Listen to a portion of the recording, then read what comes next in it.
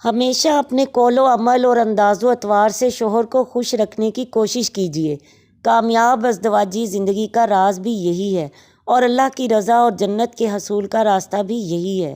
نبی صلی اللہ علیہ وسلم کا ارشاد ہے، جس عورت نے بھی اس حالت میں انتقال کیا کہ اس کا شوہر اس سے راضی اور خوش تھا تو وہ جنت میں داخل ہوگی۔ ترمذی کی حدیث ہے۔ اپنے شوہر سے محبت کیجیے اور اس کی رفاقت کی قدر کیجیے۔ یہ زندگی کی زینت کا سہارا اور راہ حیات کا عظیم معین و مددگار ہے۔ اللہ تعالیٰ کی اس عظیم نعمت پر اللہ کا بھی شکر ادا کیجیے اور اس نعمت کی بھی دل و جان سے قدر کیجیے۔ حضرت معاذ بن جبل رضی اللہ تعالیٰ عنہ کہتے ہیں کہ نبی صلی اللہ علیہ وسلم نے ارشاد فرمایا، اللہ تعالیٰ پر ایمان رکھنے والی عورت کے لیے یہ جائز نہیں کہ وہ اپنے شوہر کے گھر میں کسی ایسے شخص کو آنے کی اجازت دے جس کا آنا شوہر کو ناگوار ہو، اور وہ گھر سے ایسی صورت میں نکلے جب کہ اس کا نکلنا شوہر کو ناگوار ہو، اور عورت شوہر کے معاملے میں کسی دوسرے کا کہا نہ مانے، یعنی شوہر کے معاملے میں شوہر کی مرضی اور اشارہ چشم و آبرو ہی پر عمل کیجیے اور اس کے خلاف ہرگز دوسروں کے مشورے کو نہ اپنائیے۔ ایسی عورت کو ہی اللہ تعالیٰ نے نیک بیویاں یعنی شوہر کی اطاعت کرنے والی بیویاں قرار دیا ہے۔ اللہ تعالیٰ سب کے نیک جوڑے بنائے، آمین۔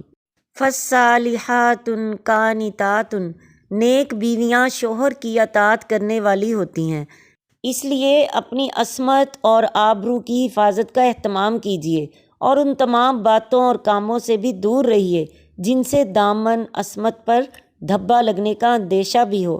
اللہ کی ہدایت کا تقاضا بھی یہی ہے، اور ازدواجی زندگی کا خوشگوار بنانے کا طریقہ بھی یہ انتہائی اہم طریقہ ہے، اس لیے کہ اگر شوہر کے دل میں اس طرح کا کوئی شبہ پیدا ہو جائے تو پھر عورت کی کوئی خدمت و اطاعت اور کوئی بھلائی شوہر کو اپنی طرف مائل نہیں کر سکتی، اور اس معاملے میں معمولی سی کوتاہی سے بھی شوہر کے دل میں شیطان شبہ ڈالنے میں کامیاب ہو جاتا ہے۔ لہٰذا انسانی کمزوری کو نگاہ میں رکھتے ہوئے انتہائی احتیاط کیجیے۔ رسول اللہ صلی اللہ علیہ وسلم کا ارشاد ہے، جب کوئی مرد رات میں اپنی بیوی کو جگاتا ہے اور وہ دونوں مل کر 2 رکعت نماز پڑھتے ہیں تو شوہر کا نام ذکر کرنے والوں میں اور بیوی کا نام ذکر کرنے والیوں میں لکھ لیا جاتا ہے۔ ابو داؤد کی حدیث ہے۔ خلیفہ ثانی حضرت عمر فاروق رضی اللہ تعالیٰ عنہ شب میں اللہ کے حضور کھڑے عبادت کرتے رہتے، پھر جب سحر کا وقت آتا، صبح ہوتی، تو اپنی رفیقہ حیات کو جگاتے اور کہتے، اٹھو اٹھو نماز پڑھو، اور پھر یہ آیت بھی تلاوت فرماتے، وَأْمُرْ أَهْلَكَ بِالصَّلَاةِ وَاصْطَبِرْ عَلَيْهَا، اور اپنے گھر والوں کو نماز کی تاکید کیجیے اور خود بھی اس کے پورے پابند رہیے۔